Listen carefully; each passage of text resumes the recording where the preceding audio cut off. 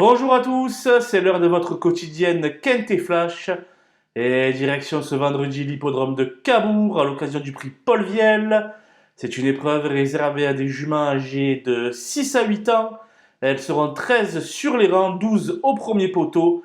Et seule Isa Dumargas qui rendra la distance. Et elles devront parcourir 2750 mètres.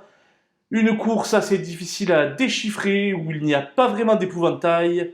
Mais quelques concurrentes me semblent détenir une première chance. Et on voit ça tout de suite avec mon analyse.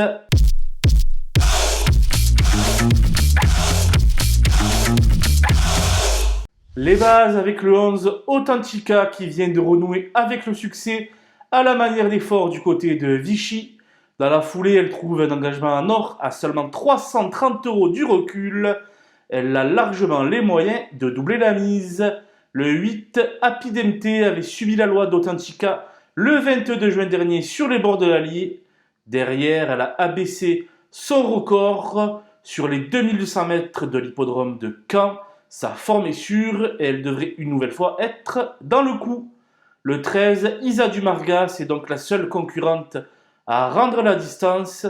Par le passé, elle s'est déjà frottée à des oppositions de meilleur calibre. Elle forme un duo efficace avec David Thomain. Sans aucun doute, il faudra de nouveau compter avec elle.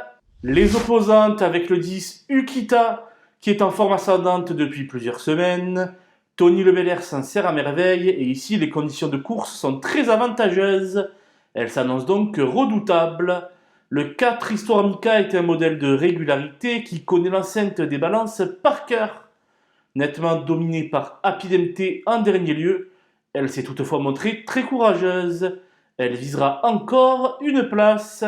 Le Cicéra d'Espace a certainement été préparé par Christophe Petrement pour ce bel engagement entre femelles. Elle s'est mise en valeur corde à droite à Amiens et à Cholet durant le printemps.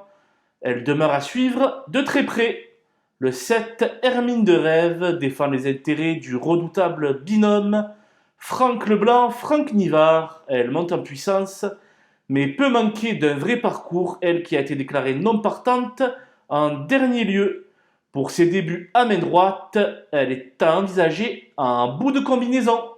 Mon coup de poker sera le numéro 5, Iroise du Parja, qui possède des moyens certains, mais également un fichu caractère. Jugée sur sa troisième place du 19 mai dernier au Mont-Saint-Michel, elle dispose d'une première chance, mais ces derniers temps, son sale caractère donc a souvent pris le dessus. Vous l'aurez compris avec elle, tout sera une question de sagesse.